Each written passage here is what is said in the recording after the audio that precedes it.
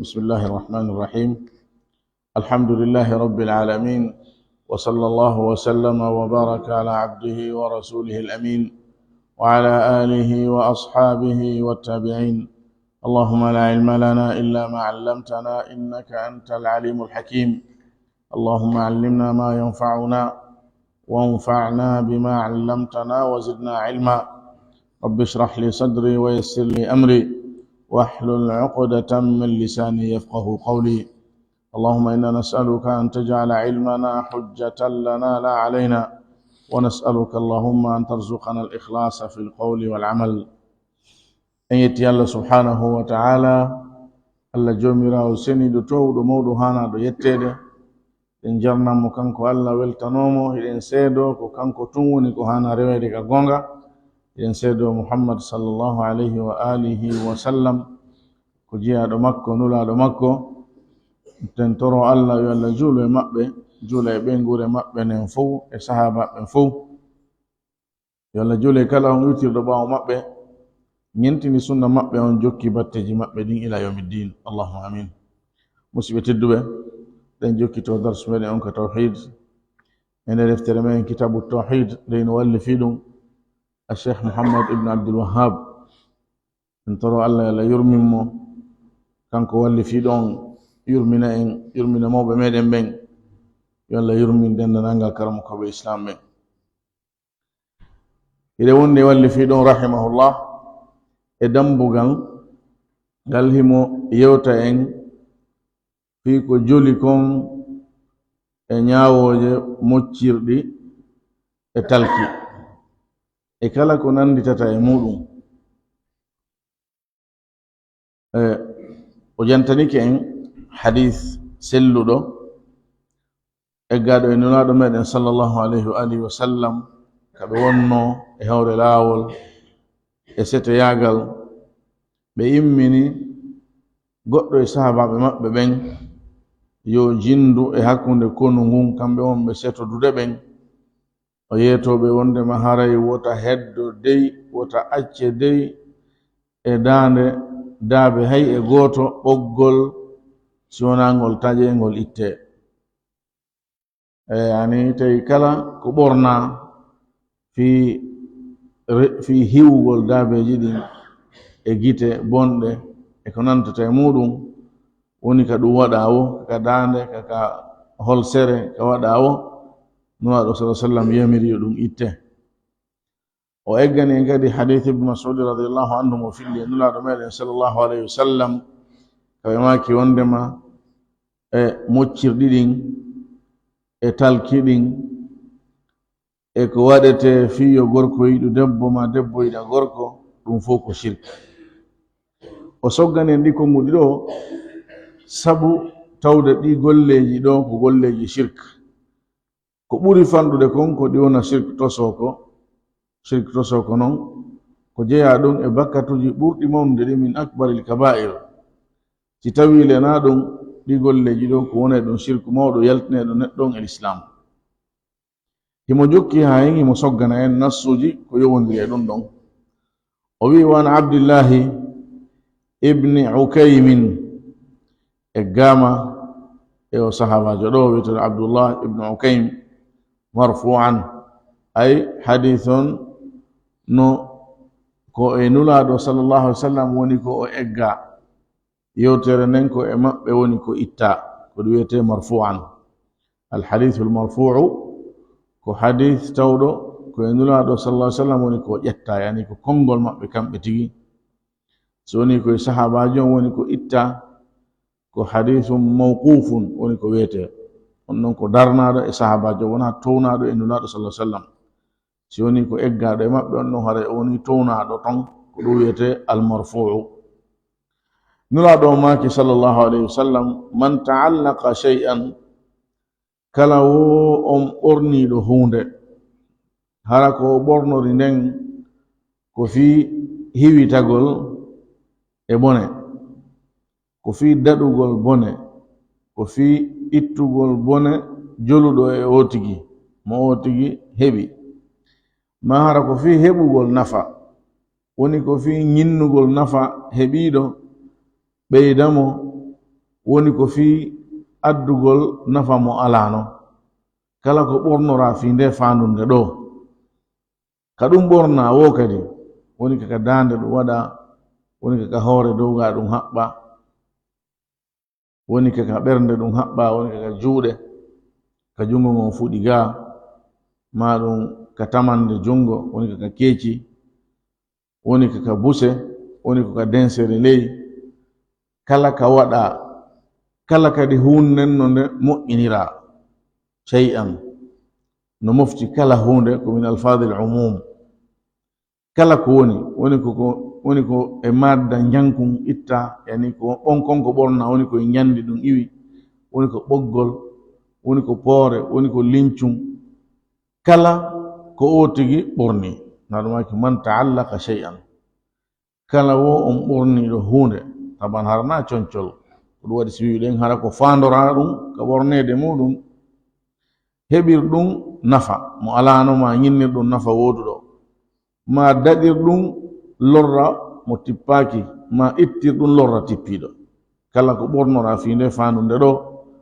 wukila ilayhi o accidete e nden hunde ɗon. Wiigol nulaaɗo sallallahu alaihi wasallam oti accidete mere na wiigol wota ɗum itte e makko yo acce on ka o ɓorni ɗon, wona ɗum ko wondema Allah jogiiɗo nafa on, o jogiiɗo lorra on. Allah tawowo hay hunde waɗata si wona ko o yiɗi o newni, a heɓata nafa si wona taw Allah newnane yiɗanma, lorra kadi heɓatama si wona hara Allah newni o lorra on heɓe, o yiɗi o on lorra ɗon heɓe. On Allah gaynowo ɗon, anduɗo ɗon, mo ala nando, mo ala sifa, tawowo kala faalaɗo moƴƴere ko ma fewtamo si heɓa nde, kala faalaɗo daɗugol bone ko ma fewtamo si daɗamo, kanko Allah o accidete e konko ɓorniɗa ɗon, be si ɗum ɗon hino wawma waɗande nafa si hiɗa heɓa nafa mo faalaɗa on, be si nde hunde nde ɓorniɗa ɗon hino wawma addangol nafa si hiɗa heɓa nafa mo ɗaɓɓuɗa on, be si nden hunde ɗon hino wawi ittangol ma lorra, ma duñugol lorra taw hewte, be si hiɗa daɗa lorra on, ma si hiɗa hisa e on lorra joluɗo e maɗa. Moƴƴere nden fow ko juuɗe Allah woni,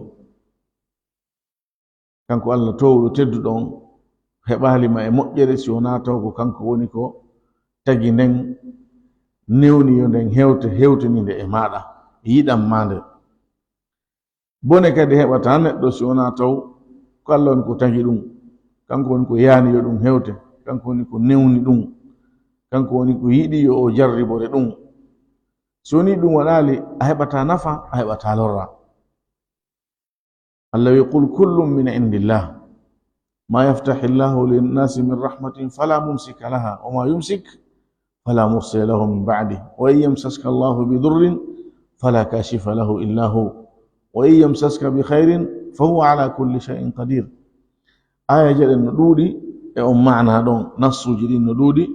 e on maana ɗon. Nulaɗo maki sallallahu alaihi wasallam ka wajagol Abdullah ibn Abbas ñande goo ɓe waajomo ɓe wimo andu wondema kala ko heɓuma wawatano yo ɗum woope, ma asabaka lam yakun li yukhti'aka, kala ko heɓuma wawatano wonde nde ɗum ɗon woopa e ma, ko hari ko beeton ɗum ɗon heɓe, sabu Allah ñaawi yo waɗu. Si Allah ñaawi ruttowo ñaawore Allah nden ala, ñaawore Allah ko yondiri kon e koddoruye, na ñaawoje makko sariya yankeje ɗen ɓen ton goɗɗo no ƴetta oɗa salo ƴettude, o ñaawoje makko yondiri ɗen e koddoriye, so woni o ñaawi ɗum ɗon hare woni waɗu ɗum. ɓe maki o ma akhta'aka lam yakun li yusibak, kala kadi konko yani woruma konko a heɓali ɗum, ɗum ɗon kadi wawatano wonde yo heɓe, woni ko moƴƴere woni ko bone. ɓe maki andu si moftoɗen fuu hawtodiri tummodiri fi nafirgol ma hunde, ɓe nafirtama si wona hunde nde Allah tawno windanima. Si ɓe fof kadi ɓe hawtodiri fi lorrirgol ma hunde, ɓe lorritama hay e hunde si wona hunde tawnode Allah windinde hoore maɗa. Neɗɗo si fiɓi ɗum ɗo, o gomɗini ɗum ɗo, o hoolike ɗi konnguɗi ɗo, hare o fotike, o rowtorike probléme ji aduna fof o wallini to o jokki haaju makko. ko ɗaɗi o aqida nde finde ɗum ko wurete ni na ko jangete tun acce e hakkunde ngaroji ɗiɗi deftere koya jangu ɗum faama yaltida e ɗum yoɓoɗa ɗum ɗum wonaka ɓernde maɗa tawa hiɗa fiɓi ɗon wuura ɗum ɗon cuɗane gurdam maɗan e wonane dalil maɗa wonane guide maɗa wona ko ɗowma ko wonma e ardade nden ñande nuraɗo sa sallam makanoɗo ibne abbas hari ko suka kecco letu ɓe yewtimo ɗin konguɗi ɗon idan haray ko min bab ne'irgol ɗen en fuu ɗin konguɗi ɗon ɓe yewtirnomo ɗum ɓe tuggi ɗum e makko fewndo ka o hecciɗi fiyo o mawnu e hoore finde sellunde e hoore aqida laaɓuɗo joni noon si woni Allah subhanahu wa taala tawɗo on kala moƴƴere ko be tun e jungo makko sine heɓo kala bone ko be tun si kanko ñaawimo si o heɓe ko be tun kadi kanko si ittimo si o iwa haray ko honɗum goɗɗo wenganto yani ɓornanto e goɗɗum ɓokkum ma lincum ma gara hon fi ɗaɓɓugol nafa ma fi ɗaɓɓugol daɗugol lorra ɗum ko e angal hakkille jeeya ɓuri fanɗude kon noon ko wiyete koye angal hakkille woni ɗum ɗon ko jeeya koye jofoyagal ɗum woni ko jeeya hunde nde moƴƴinanɗa hoorema ma nde goɗɗo sifajo maɗa moƴƴini ƴetta ɗum ɓornoɗa fiya daɗu lorra ma fiya heɓu nafa tawata jomirawo nafa on e lorra on ko Allah subhanahu wa ta'ala ɗum noon ko ɗaynitagol jeeya joni noon ɗum haɗata to wiigol ko ɗaynitagol tun Allah o accidete e ɗum nafa mo ɗaɓɓuɗa on kanko Allah o addantama mo lorra mo huluɗa on o dandatama mo beesi konko yowiɗa e muɗum ɗon no wawma addande nafa ma ittande lorra hay qadiya on nan qadiya sama kalajo musɓe tedduɓe ɗum ɗo ko ɗum tindinta ko ndema neɗɗo on no waɗɗima ya yowu ɓernde maɗa nden e Allah subhanahu wa ta'ala sabu ko kanko woni wowɗo addude nafa on si nafa on heɓi kanko wawi mo ñinnude kadi kanko wawi ittude lorra heɓiɗo kanko wawi sakkade lorra yiila mo e maɗa fi wota o heɓe o wi hadith on rawahu ahmadu wa tirmidhiyu ɓe karam koɓe ɗo ɗiɗo hino fillimo ka defte muɗum joni mo arde ɗon o firana en ƴi'eno nder ga tawde ana no metti famude seeɗa o wi attamaimu ko woni ngol konngol ɗo o kalima ɗo shay'un ko hunde yu'allaqu ala al awladi hino wenge e fayɓe ɓen yani hino ɓorne ɗum fayɓe ɓen yattaquna bihi al ayna hiɓe ɗaɓɓira daɗirgol ɗum gite ɗen yani lorna gite ɗen gite bonɗe ɗen ko ɗum ɗo woni tamaim attamaim enen ko ɗum wiyete kala meɗen ko talki ko jammo mufradon ko talkuru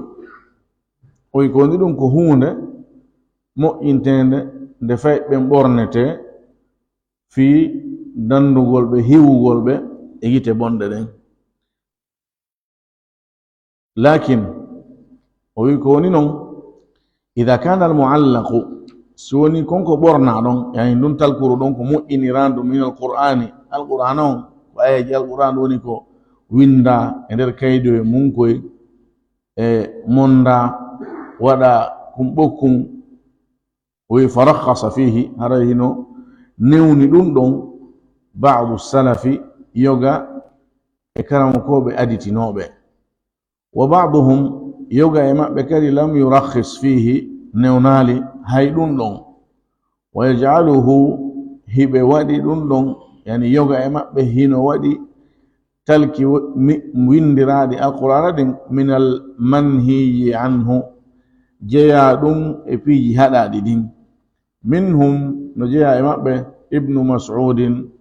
o neɗɗo ɗo sahabajo tedduɗo wiyeteɗo abdullahi ibnu mas'udin radiyallahu anhu o masala ɗo en jantinoke seeɗa e makko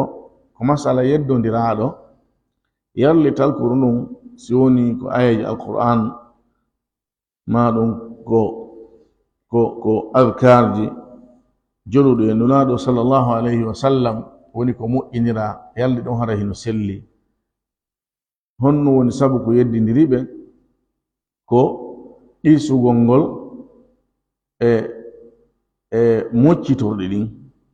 moccitorɗi ɗin no anda wondema sariya on no newni so tawi ko alqur'ana on maɗum ko adkarji joluɗu ɗin e nulaɗo sallllahu alayhi wa alihi wa sallam ɗum no newna nulaɗo maki sallah sallam la ruqiyata illa min aynin aw humatin moccugol ala sellata si wona sabu hulugol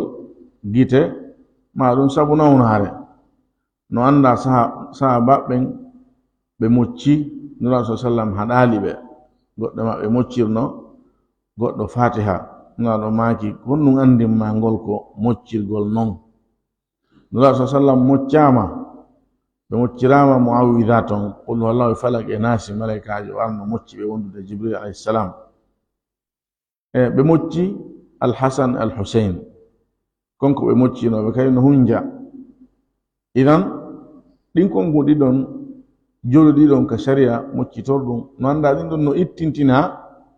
e ka nuraɗo sa sallam maki ɗo wondema moccirɗi ɗin e talki ɗin ko shirk inna ruqa wattamaima wattiwalata shirk ɗin ɗon tabiti wondema kañum no dagi no selli idan ko wona moccirede kon si woni ko ayaji alquran ma sunna on hare no selli jon noon ko sabu ɗum ɗon ɓe wiɓe ɗo talkiɗin kadi ko alquran e sunna no selli ko qisugol e ɗon amma taw ɓe yiya ɗum ɗon kamɓe ɓe wi qiyas natata e ɗum nulaɗo sa sallam no anduno fi talki hino woodi ɗum har no gollitire e fendo maɓɓe ko ɗum waɗi sabu ha ɓe harmini ɗum ɓe wi inna ruqa wattamaima ɓe huuɓintini kongo ɓe wi talki ɗin ɓe ittintinali ɓe wowno wiide si wona waɗiraɗi alqurana ɗin ma sunna on e ɓe wawno so tawno ɗum hino selluno sabu ko ɓe moccanayno tanira e maɓɓe ɓen ɗiɗo alhasan alhusain sabu hulangol ɓe gite jama on e lorraji yiilotoɗi ɓe moƴƴinanayno ɓe talkiyawo ɓe ɓorna ɓe kono nde tawno ɓe waɗali ɗum ɓe accali noon ne talki ɗin fuu si wona ittiɗi ɓe yamiri ɗi itte hay e daabeji ɗin ɓe jaɓali ɗi ɓorne hay e hunde sabu e hulugol bone nde tawno ko noon woniri alhaali maɓɓe on ɓe karamkoɓe ɗo bal ɓurɓe ɗuɗde ɓen no jeeya maɓɓe o mo jantanen ɗo abdoullah bin masud radiallahu anhu ɓe wi talki ɗin noone majji on fof heddoto ka harmi ɗon wano konngol ngol joliri noon e nulaɗo sallllahu alayhi wa sallam haray noon ko ɗum ɗo woni konngol sellugol ngol telemma ɗon sabu ko si newnama yo talki alqurana ɗin gollitire e nder ɗum sirkuji ɗin lombe nder ton lowe nder ton sabu namo ɓe e wawi jangude anda ndu talkuru ɗo ko alqurana won ton ma wona bal talkuru si moƴƴinama ɗum ko si windama gasi ko ñobbete ɗum monde ha mondo haɓɓe kadi lowe e lincoye ma e poro e fiɓite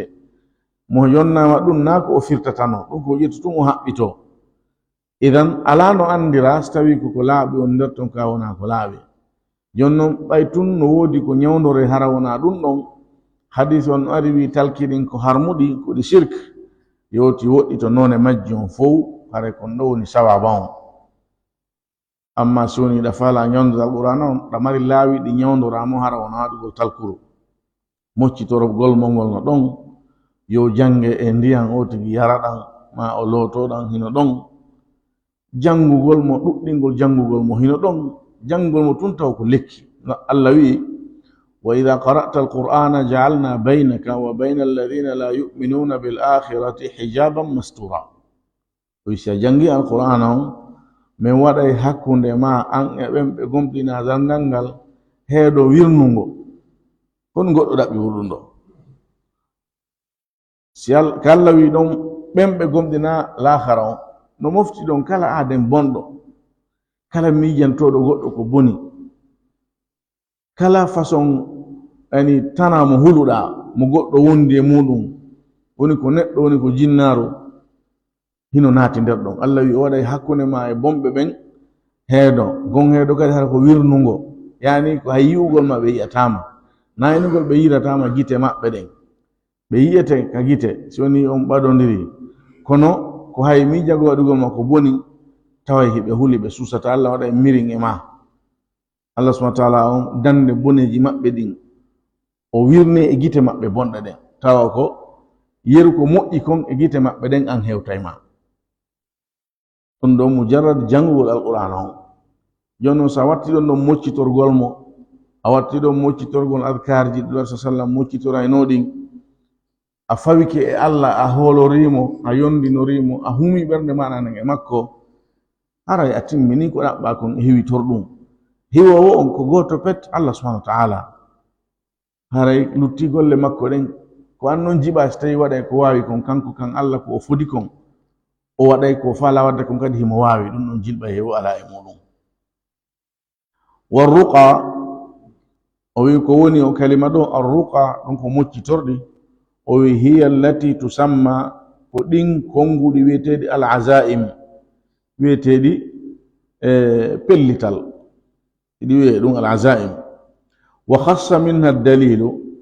o wi dalil on noon ɗo no hertini e majji ma khala min ashirki ɗin tawɗi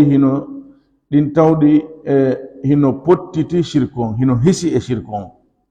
tawɗi hino yeewi e shirki yani shirku ala e majji. honɗum woni e wiide ko wondema moccitorɗi ɗin kanulaɗo maki ɗo ko ɗi shirk haray wonaɗi fof hino ittintina tawɗi ɗin e majji wonda e shirk. faqad rakhasa fihi o wi sabu gomɗi newni ka moccitagol rasulullahi newni ka moccitorɗi rasulullahi nulaɗo Allah on sallallahu alaihi wasallam min al ayni sabu gite bonɗe ɗen wal humati e nawnaje ɗen. al humma ko nguli ɓandu onon nde tawno ko nawnare wulnata ɓandu ɓuratno sella ka wiyen nawnaje ɗen. ɗum ko hadis mo adduɗen on nane en janginomo e dambugal feƴƴugal kanulaɗo maki sallallahu alaihi wasallam la ruqyata illa min aynin aw humatin yani moccugol ala sellata dagotako si wona sabu gite bonɗe ma sabu nawnare. holli wondema moccugol ngol hino newna kañum ko on tun koye taw ko moccitorɗi selluɗi ɗin joluɗi ɗin ka sharia na kirum karunji ɗin haalaji junnitaɗi waylitaɗi ɗi ala mana noddugol inɗe jinna e konguɗi ɗi tawata sharia on anda fi muɗum tawata sharia on anda fi muɗum ɗin ɗon ko ɗi harmuɗi. amma sai ko ayaji alqur'ana ɗen ma ɗum ko sunnanulaɗo on sallallahu alayhi wa alihi wa sallam otunde moccitorde haray ɗum ɗon hino selli hino dagi hino newna. wattiwalatu ko woni ngol konngol ɗo attiwala o wi hiya shay'un ɗum ko piiji ɗum ko hunde yasna'unahu nde ɓe moƴƴinayno yazumuna hiɓe wi'a ka wi'e maɓɓe kamɓe annahu wondema no nden hunde ɗon yuhabbibu lmar'ata nde yiɗinay sonnajo on ila zawjiha moodi makko warrajula yiɗina gorko on ila mra'atihi ɓeygu makko. yani ko piiji ko moƴƴinteno kamɓe hiɓe fiɓi wondema nden hunde ɗon si moƴƴinama on talkuruɗon si moƴƴinama ma ɗum wonde haray koye ñaamete waɗete soti ñaami ma ko wujete none wo none no woniri fof on none ɗon fof no wiye attiwala. o wi ko piiji ko ɓe moƴƴinayno kamɓe hiɓe fiɓi hiɓe fefindi wondema ɗum ɗon no waɗa ha debbo on yiɗa moodi muɗum ma ɗum gorko on yiɗa ɓeygu muɗum ko ɗum wiyete attiwala. hadis on holli e wondema ɗum ɗon kadi ko shirk sabu a ɗaɓɓiri hunde nden ko alande ko gaynatande. Allah wi subhanahu wa ta'ala wa min ayatihi an khalaqa lakum min anfusikum azwajan litaskunu ilayha wa ja'ala baynakum mawaddatan wa rahmah inna fi dhalika la ayatin liqaumin yatafakkarun. o hino jeeya e mandeji makko kanko Allah ndaade Allah subhanahu wa ta'ala on ko ƴetti o dallinori yani waɗi maande wonandemo maande woodedemo maande gaynugol mo maande andugol mo maande yaajugol kattane makko e tiiɗugol mawdi makko maande tawhid makko ani umuman o hino jeeya e maandeji makko ɗin kanko Allah nde o tagani on sonnaɓe, o tagi ɓen fiyo on deeƴu e maɓɓe, fiyo on heɓu fowtere e maɓɓe, o waɗi hakkunde moɗon e ɓen giggol, mawaddatan giggol, wa rahmatan e yurmede. O wi ɗum ɗo woni e ɗum ɗo ayeje mandeji kono ko nafitorta ɗin konande ɓe yimɓe miijitotoɓe golliroɓe haqqille muɗum ɗen. Amma mo ƴetti haqqille muɗum ɗen on mbi wallini to ma ƴetti jonni goɗɗo wi hara miɗo e juuɗe ma, hande kadi kanko on ma e ɗowde, an on a nafitorta ɗimmandeji Allah ɗon subhanahu wa ta'ala. Idan o giggol ko ɓe ɗaɓɓata hakkunde aden e modi mum, Allah subhanahu wa ta'ala no fenginende wonde ɗum koye juuɗe makko woni, ɗañum kadi kanko tagata ɗum. O wi wa ja'ala baynakum mawaddatan wa rahma, o waɗi hakkundeji moɗon e sonna e moɗon men giggol e yurmede. Idan si woni ko giggol e yurmede falɗa, ɓayle ko ɗum neɗɗo ɗaɓɓi hakkunde muɗum e mo resindiri, fewti jogiiɗo ɗum on, fewti mantorɗo waɗugol ɗum on, fewti ƴettuɗo ɗum moƴƴinɗo ɗum on, waɗi ɗum maande wonande ɗum, maande tawhid muɗum wotinɗini on, yiltoɗa e makko ɗaɓɓiramo ɗum, yo waɗu giggol e yurmede hakkunde maɗa e mo resindirɗa on, tertoɗa humagol e talki e piɓi e ko nantata e muɗum. So neɗɗo on o gollitiri ɗum ɗo, ko ɓuri fanɗude konko wiyete ko faggitike bakkatu jano. Si tawi o fiɓi wondema nden hunde ɗon hino wona sabu ha giggol ngol heɓo hakkundeji maɓɓe, haray o ɗaɓɓiri sabu on ka sabu ala, ɗum ko e shirk asgar woni ko jeeya, koye bakkatuji jani ɗin non shirk asgar on woni ko jeeya. Amma so fiɓi kan nden hunde ɗon kayre tigi nde waɗa e giggol ngol, haray o waɗi shirk akbar, sabu tagugol giggol, waɗugol giggol ɗum ko e juuɗe Allah subhanahu wa ta'ala woni. Idan neɗɗo on koyo woɗɗito dendanangal ko nantata e sifa ɗi golleji ɗo, ko golleji sheitan,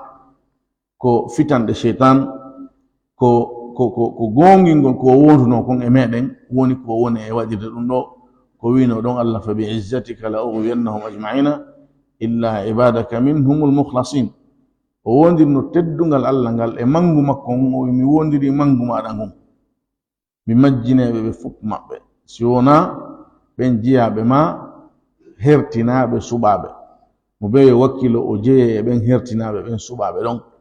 o pottito jeeyede e ɓen ɓe sheitan e wino majjinay ɗon, sabu holli wondema na fo o wawata majjinde. Pottitagol maɗa noon majjere nden fof ko sa wotinɗini Allah subhanahu wa ta'ala, wotinɗinamo harnaka ɗengal ɗo tun la ilaha illallah on tun ka ɗengal, wotinɗinamo harnaka haala tun, wotinɗinamo ka finde taho ko ton taho toon haqiqa on, tawa hiɗa fiɓi ɗum wolira ɗum noon ɗengal maɗa ngal. Golleji maɗa ɗin noon kadi gongina ɗum, na yo taw ka wonki maɗa a wi hiiɗa jaɓi ko Allah tun ko wahid, mo haton jini mo duwa waɗanede tawhid, taw ka golle maɗa a waɗanaymo shirk. Haray golle maɗa nan fenni ko wiɗa hiɗa fiɓi kon, fenni ko wonɗa e wolude kon. Mo fiɓi tawhid on haqiqa tan yaltata e golle makko ne si wona tawhid. Tawi o gongi ka finde, wallahi ka tere makko ga e o gongay ko automatique. Tere ɗen ko yaltita kon ko woni kon ka nder ɓernde ko raɓɓiɗi kon non. Wa rawa Ahmadu, ɗi konngudi feƴƴiɗo hade o sarhanay en woni ƴi'e sattuɗe ɗen e nder hadiseje ɗe o jantani en ɗen, imo yilditade kadi e ahadisji ɗin. O wi wa rawa Ahmadu, fillike o neɗɗo ɗo imam Ahmad, imam ahli sunna rahimahullah, an Ruwayfi'in, eggugol e o sahabajo ɗo wiyeteɗo Ruwayfi'. O neɗɗo ɗo ko neɗɗo ansariyankejo jeyaɗo yimɓe Madina ɓen. Qala o wi'i kanko Ruwayfi', qala li rasulullahi, nulaɗo Allah o wi'anilan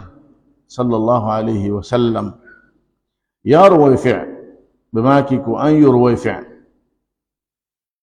la'alla alhayata, no gasa gurnan ɗan satatulu bika ɗan juutirte, yani no gasa ka heɓa balɗe juutuɗe. Fa akhbiri nnasa, humpitu jama on, ɓay miɗo tañƴini ko a juutowo balɗe,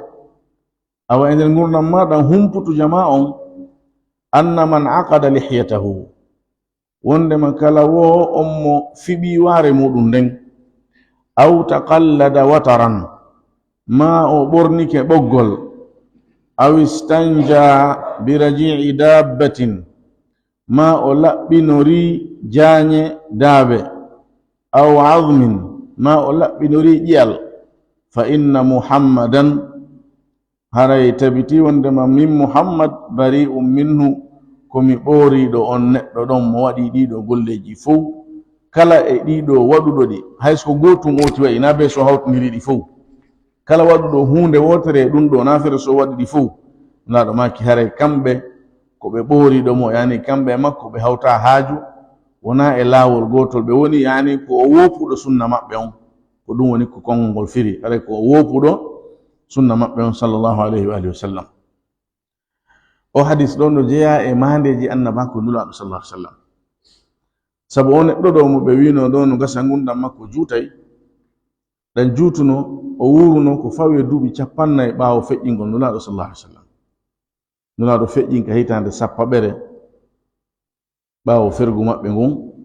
rowoy fay ko hitande 56 nde wonno ko feƴƴini. Andi o wuruno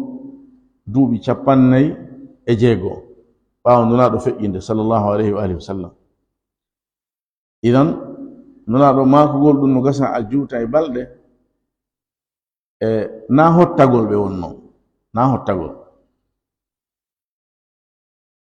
ko tamawo sembuɗo e muɗum, balko wahyu, ndara ɓe nula e mon e mofte ɗen, sabu tan anno humpitede ɓe oɗo wuure ko juuti ɓaawo maɓɓe hiɓe accirde mo ngal nulal ɗo. Ndaare nulaɗo sa sallam no wasiyo en, no nula e meɗen fi tawhid on ɓaawo mayde maɓɓe nden, hiɓe anani en kaɓe wuuri ɗon, hiɓe anani en ɓaawo ɓe feƴƴinde, wota en naato e ɗi piiji bonna e ɗi golle meɗen, hara enen hiɗen yawitiɗi. Ndaare piiji jantaɗi ɗo ɗin, ɓe maki man aqada lihiyatahu, mo fiɓi waare muɗum nden, enen e fayda en annda ɗum fiɓugol waare, kono e leyɗe goo ka juutuɓe cukuli ɓen ha, sabu enen nayi juutuɓe cukuli ha, enen a ɗuttayde meɗen marɗo waare juutuni ha tawa hinde mooro hinde fiɓo, kono ka juutuɓe cukuli ɓen ha ɗum no jaali ka maɓɓe. Joni noon fiɓugol waare nden ko none finde no fiɓiri nde wo, woni o mooru ittiri nano o naɓiri ñaamo, woni ko ittiri ñaamo o naɓiri nano, woni o mooru no juutiri non, woni o morlu, woni o ñobbu, kala no o gerdi nde hara wona nde sankitinde, nde moƴƴinande, nde accirande no Allah fuɗɗidiri ndon, ɓay no Allah fuɗɗiniri nde non, wona ñobbinde, wona fiɓinde, wona morlinde, wona moorinde. Joni noon ɗin piiji haɗaɗi ɗon no woodi sabu ko ɗi haɗira, ko hasi kon waɗoɓe ɗum ɓen ko sabu mawnintinare waɗirayno, ma ɗum sabu feeñugol, sariya no añi hay neɗɗo faandor hunde feeñugol, ko ɗum laaɗo sa sallam no haɗi on neɗɗo ɓorno coñcol lutondirgol e yimɓe makko ɓen fof ko ɓornoto kon, ko ɗum wiyete thawbu shuhra. Façon ɓornateeri no woodi, mo ardi e mayri ɗo tun en fof en annda mo ɗon e ɗon, janngo sa wi o ɓorninoɗo hunde kaari mo ɓeynete hen yimɓe yiwno mo, hara o annda hay ko hombo o juulidi e mum, kono oɗa o yino mo, sabu ko hunde nande andande, nan noone ko jama woni wuurude. Naɗo maki mo ɓornike coñcol shuhra, yani fiyo feeñirngol, Allah ɓorno e mo yandalngal coñcol hoyende, thawbu madalla. Aljazau min jinsil amal, joddi ndin ko e noone golle maɗa ɗen. Idan ɓen waɗaynoɓe ɗum on fiɓugol waare mum, kono jeeya e muɗum fanundeji muɗum feeñugol, fiyo oti yi o heña, fiyo o tigi andi to heña, no jeeya e muɗum ko wiɗen ko manti e mawnintinare e bewre, no jeeya e muɗum nandinagol e rewɓen, sabu ko rewɓen andira e mooragol tigi tigi, ɗum ɗon wona aada ko gorko andira. No jeeya e muɗum sabu hollugol neema, sabu nde waare hino moore, haray nde waɗama produit ji buyi fiyo nde sukundum yo jaɓu wawugol noon, fiyo sukundum jaɓu wawugol noon. Ayyan kan ɗi fandundeji ɗo ɗi fof majjino sallam no haɗi ɗi, none on fof kala ko neɗɗo on fandori hino haɗa. Waare men naɗo ko yamirma koye accutunde, ɗumaki afu liha, arhu liha, e sifa ɗi konguɗi ɗo, dankoɗande, moƴƴintinande, lootande, peñande, ɗum ɗo woni nder ton. Amma morugol e morlugol e ko nantata e muɗum, ɗum noon ko hunde nde sella sariya on jaɓande. aw taqallada wataran ɗo ko fiyaki tawhid on ni mo ɓornike ɓoggol watar en yewtino fingol konngol ɗon ko ɓoggol ko watte kon ka dagawal ɓoggol taaringol ngol ñandi dagawal ngal ko fampete kon ka ɓisete ɗon pooɗe ngol ɓoggol wiyete watar joni noon wona ngol ɗon tigi tigi tum woni ko fanda kala ko fandora ko ngol fanda kon kala ko gollitira sabu ko ngol ɗon gollitirteno kon hino naata e haɗore nden ɗum ɗon sabu tawde ko shirkum billahi azza wa jal ɓe maki aw istanja bi rajii dabbatin ma o laɓɓinori e jañe daabe goɗɗo ɓe joni honno neɗɗo laɓɓinorta jañe daabe nam no waɗa jañe daabe no yaha ha yoora e wawa kaaƴum goɗɗo no wawi ƴettude ɗum o laɓɓinora yani o laɓɓinora e hurgo janoma hurgo to soko nafi hande hiɗen ka cae ka fulawaji ha joni laɓɓinorgol kaaƴoy koye e kaakoy koye no gollitire sabu neɗɗo no wona ka tawata hara o ala ndiyan ɗum naafi no metti fi ton wonugol e on alhaali ma hara ndiyan yirɗon jogiɗen ko seeɗani ko yiri ko yara tawa hay salligagol heƴata e majjan ma awa ko yara o salligo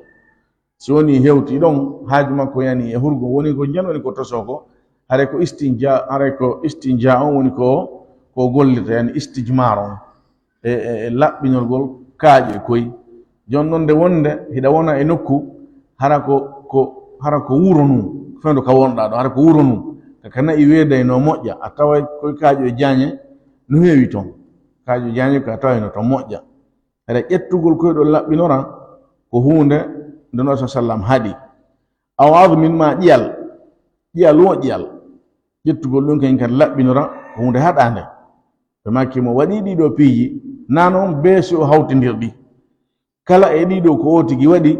haray neɗɗo on nura sa sallam no ɓoorimo hino pottodiri e makko sabu haray o wopiɓe sunna on fi on ɗum no aɗo haɗiri laɓɓinorgol jañe daabe ma ɗum ƴiyal ɗum no joli e a hadis jigo ñande gonɗo nura sa sallam sahabaɓe ɓe hattinoɓe ibn Mas'ud no filli hadis on e ko wonamo ɓe wi men hattino nuraɗo jemma min ɗaɓɓiti ɓe min yiyaali ɓe ha min huli min sikki ɓe nangama ɓe warama sifa ɗin sikkeji o wi min wahli nen ñande jemma kanɗo min feƴƴini jemma kanɗo ɓay wetti bimbinira sa sallam senti ɓe wi ɓe sahabajo wi min yihi ɓe iwratelen hira ko fello wonka wahyu on arno e maɓɓe ɗon ɗum ko nder makka ɓe yi nuraɗo sa sallam no seeɗo no iwra telen ton ɓe wi nuraɗo minen hari min ani min ɗaɓɓitima ɗo ɓawo min hattagol ma min waali jewo jemma sattuɗo jemma kanɗo nuraɗo maki ko nulal jinnaji ɗi wonno ko hewtimmi yani jinnaji ɗin itti goɗɗo e majji yo ardiɗi faala yiidude an fi jangugo dina kan maki ko on mi yaadi e muɗum mi janniɗi alqur'an mi janniɗi sharia on ɓe nulaɗo janni jinnaji ɗin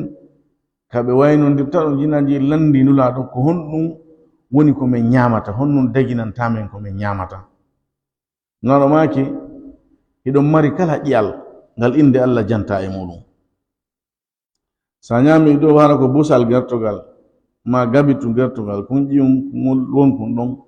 a gayni a liɓi ɗum a hawki ɗum enen woni ñuugo e ka meɗen en hawkay woni pottinen e meɗen jinnaji ɗin kañum ko ñamete majji on no nulaɗo maki no wodani on kala ƴiyal ngal inde Allah janta e muɗum tew arta e maggal ɓuri hayno ngal wonir noon yani tew arta e maggal ha timmita kanji kadi kon ɗo woni ko ɗi ñamata kala ƴiyal ngal inde Allah janta e mum idan nde ɗa ñama wi bisimillah andu si a gayni konko hawkata ɗon ko ñamete tagu Allah goo kañum kadi sabu si inde Allah janta ka e mum kanji kadi ɗi memata andi haray ɗum ɗon abonni idan ko nun laaɗo maki ya wi bisimillah siɗa ñamude so woni a yejjiti ka fuɗɗode e nder ko ñamata ko nan to wi bisimillah fi awwalihi wa akhirihi no wondi e nafaji boyi barke e ñamete on Allah waɗante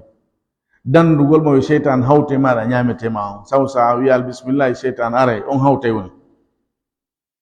idan dandete ɗum ɗon watti ɗum heɗa feƴƴinande ko tawata kon ko ƴiye hewtay musidɓe meɗen e jinnaji ni yani julɓe ɓen e majji sabu keferal ɗin e majji ken kadi haaji mum ala ɗum kanji kadi koko harmi kon ɗi ɗaɓɓata wono yimɓe ɓen tawɓe ko fasikiɓe ko yaltuɓe ɗoftare ɗaɓɓirta ni ko harmi ɗaɓɓita ɓe beere ɗaɓɓita tew kose acca tew dagi ɗon acca ɓen ɗon ɓen ɗaɓɓa ɗum da kanji kadi ko noon bomɓe majji on wayi amma moƴƴuɓɓen koko dagi kon ko ɗi ñamata idan laɗo makani ɗi kala ƴiyangal ɗin nde Allah janta e muɗum hino wodani on ƴette ñamon on tawa tew no arte maggal ha hino timmite ɓe maki kadi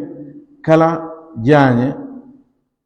ani dagiɗe jaañe laaɓuɗe ɗen hara koye mummunteji dagiɗɗi nawano jaañe kose masalan na soɓe bareru masalan kulle ɗe sharia on harmiɗe na on ɗum ɗon soɓe muɗum on wono nayi ɗin wono dammi ɗin ko nantata e muɗum maki kala jaañe kañum kadi ko ñamete daabeji mum ɗin onon kadi yani jinnaji ɗum mata daabeji muɗum kañum kadi daabeji majji on na huɗo e haako ko daabeji men ɗi ñamata kon ko jaaña daabeji men ɗin daabeji maɓɓe daabeji jinnaji ɗin kañum ñamata idan ko sabu ɗiɗo ɗiɗi nulaɗo harmini sallah sallam nde goɗɗo laɓɓinorta ƴiyal kañum e daabe onno e jaañe daabeji ɗin e fillayeji goo ɓe maki sabu ɗum ɗon ko ñamete ko dunkitorɗum musidɓe moɗon ɓen ka jinnaji ɗin andi julɓe ɓen fof koɓe musidɓe ɗum na hakkunde men enen yimɓe ɓen tun hakkunde men koye musidɓe hakkunde jinnaji ɗin julɓe majji ko musidɓe hakkunde men enen majji koye musidɓe innamal mu'minuna ihwa idan nulaɗo sa sallam ko ni woni no ɓe hadiri ɗi piiji ɗo e fiɓugol waare muɗum nden e ɓornagol ɓoggol no naati ɗon kala noon e talki e piɓe e ko jokki ɗum kañum e laɓɓinorgol e jaañe daabe maɗum ƴiyal ɓe maki mo waɗi ɗum ɗo hayso ko gotum e muɗum haray kamɓe nulaɗo sa sallam koɓe sertuɓe e makko laawol koɓe ɓooriɓe e kañum on neɗɗo ɗon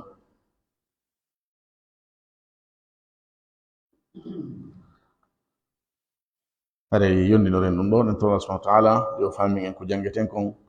woni winana e gollitirgol en toromo yo famin en dina meɗen kan faamu selluɗo yo laɓɓinan en finde meɗen nden yo wurno en e hewre tawhid e hewre sunna